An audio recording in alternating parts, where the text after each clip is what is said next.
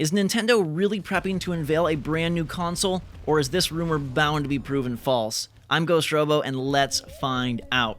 So this past week, a number of Nintendo news sites were reporting on this rumor about a Nintendo Fusion, a new console. They have all these specs. The sources are kind of up in the air where they actually got this information from, but there's a lot of it, and it mainly focuses on this Nintendo Fusion domain registration and the Fusion DS and Fusion Terminal, that it would be a two-part console, sort of both on the go and at home, which is kind of an interesting idea. I, for one, think that it's totally false. I don't think that all these specs would be revealed so early. Nintendo is a company that keeps things very close to their chest. They rarely have leaks. And also just this whole rumor has really helped me to reshape my feelings and thoughts on Nintendo. And earlier, I believed that it'd be great for them to release a new console in 2015 and kind of refresh themselves and reintroduce a more powerful machine akin to the PS4 and Xbox One to the marketplace. But the more I think about it, I realize that while I would personally enjoy that, many of their consumers who have purchased a Wii U would feel burned, spurned, and totally screwed over. That they bought this console,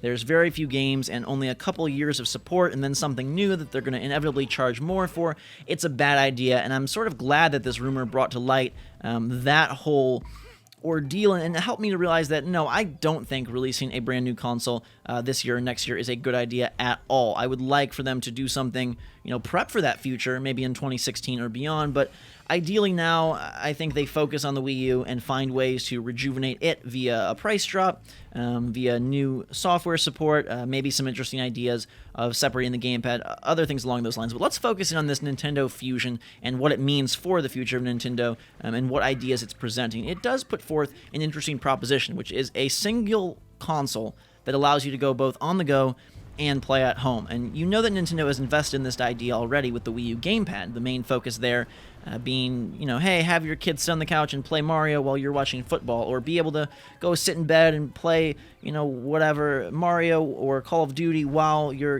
relaxing and you don't need your TV. In theory, it's a great idea. In practice, I don't feel it works so well. I've never really used it the right way that they intend because the range on the actual streaming is pretty small, and if I'm going to be sitting on my couch, why would I want to play Mario on a, Super Mario 3D World on a little screen where I could play it on a much bigger screen? In practical situations, it never has seemed to work out. But if there was one console that had a controller sort of like the Wii U pad, and let you say, hey, I'm going to play, the new Zelda at home, and then I go to work or I go to school, and I take the controller with me, and I can still over 4G play that game. My saves are all synced. It's sort of like Steam almost, that, you can play these games on both platforms per se, even though it's one box, one console with a controller. That's a really interesting proposition. The PS4 is doing something similar with the Vita and Remote Play, but remember there you need two distinct consoles. You have to make two purchasing decisions. They for the most part play different games except for this Remote Play. If you made it very cut and dry, very simple, hey, one console with a controller, and you can take that controller out of your house like a DS, that's a really engaging and interesting proposition that I think would get people totally on board in a way that Remote Play has only affected the most hardcore of hardcore.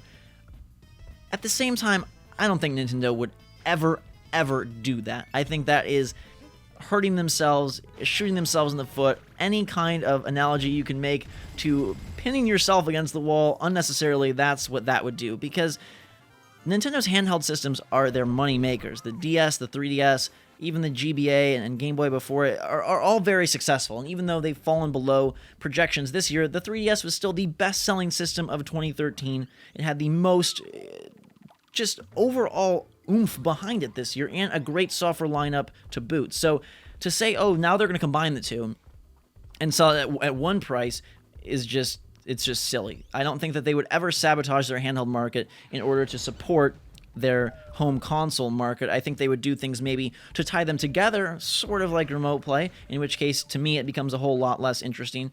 But to believe that Nintendo would combine the two into one seems sort of silly, unless they feel that they're totally dead in the water when it comes to home consoles, and I don't feel like they feel that way. Their total rejection of putting Mario on smartphones, putting Mario on an Xbox or PS4, leads me to believe they are confident in their products, they are confident in their direction, they are confident in their decisions, and unwilling to sort of dilute their brand in any way by making decisions that would, again, place their characters, their IP in other locations, or sacrifice part of their market share that they have in the handheld space. I just don't think they'll go in that direction. I don't think it's a smart financial decision. I think it's a cool idea, but all of this combined just further confirms to me that this Nintendo Fusion rumor is totally false. And the only way I could see it being true, like I said, is Nintendo is giving up on home consoles and basically saying, hey, the 3DS and DS were so successful, what if we charged $500 for a DS, but you're also getting a home console,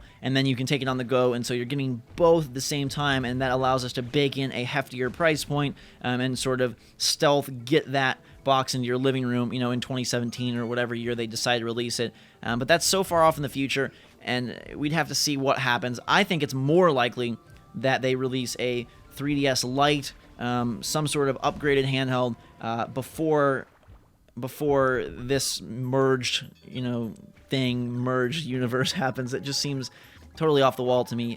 And again, I now do believe, sort of sad for myself, that Nintendo is not going to be prepping a new console anytime soon.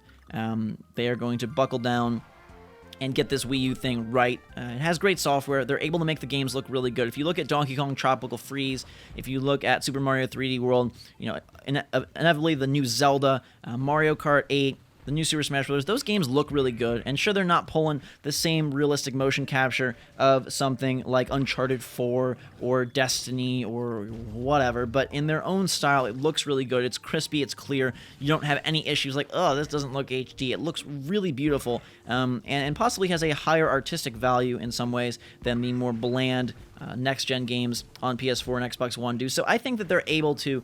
They've got some wiggle room. They have things they can do with the Wii U, and another strong software year, especially lined up against a weak software year from Microsoft and Sony, could really do, I would think, wonders for their system, especially if they couple that with a price drop. If they're able to get the Wii U down to, say, $200 and say, hey, we got Mario Kart 8, we got Smash Brothers, we've got Mario, we've got Zelda, we've got maybe a new Metroid, we've got DK, all this stuff, and backwards compatibility with your full library of Wii games. They find a way to market it a little bit better, stop saying it's an upgrade, stop saying these dumb things about how the Wii U is and making people think the gamepad is just a attachment. I think they put themselves in position to be doing pretty well come holiday of this year.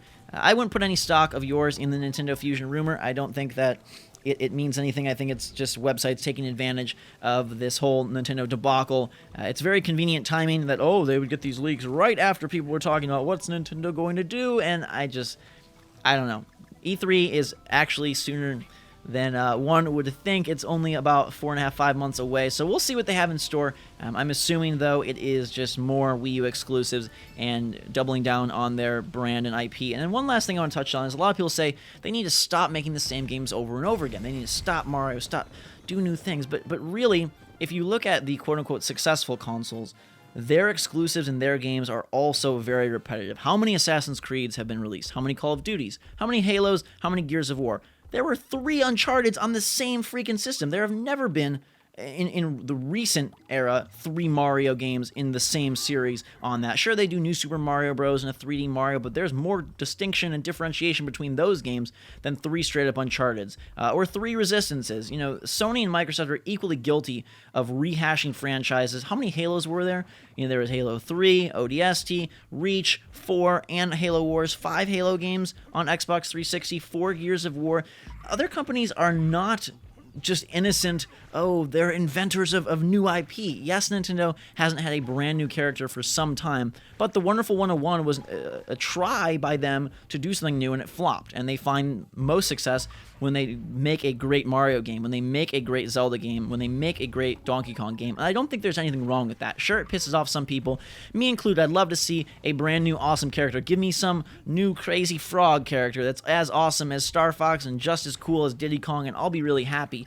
But at the same time, I think that the finger pointing at Nintendo has gotten a bit ridiculous. You gotta realize that every company, from Activision to EA, Battlefield, all these series, Rock Band and Guitar Hero, and like I mentioned, Call of Duty, anything you can think of, the Arkham franchise now with Batman. What game is really just this beacon of innovation? And that is sad. That's a whole nother topic about the gaming industry and where things are headed and purchasing power and how that affects game development. But there's rarely a game like Mirror's Edge that's just like a one and done special thing. And even that game is getting a sequel now. There are very few unique IP. I mean, The Last of Us is a crowned jewel of the last generation. Stuff like Alan Wake, I feel, are great ideas, and they do really make me smile when they come up with something brand new. But pretty much every video game company, if you look at the NPDs, if you look at sales numbers, if you look at what is their bread and butter, they rely on these franchises. And just because those franchises don't have as iconic of a character as Mario or Zelda and haven't existed for 20, 30 years, whatever, they don't get bashed, and they probably should, because there were more Assassin's Creed games released this generation than there were Mario games and possibly Zelda combined. I don't know the exact number on that, but Nintendo is okay. Like I mentioned before, they're okay. They're not dying. They're not going anywhere, and they sure aren't making the Nintendo Fusion. Thank you guys and girls for watching. Let me know your thoughts on this rumor and where you think Nintendo will go with their next console and in the upcoming years with the Wii U. Hopefully, Renaissance. Till next time, guys and girls, thanks again. Hit that like button if you enjoyed. Drop a favorite if you had a lot of fun. Drink some hot chocolate, and we'll see you all later.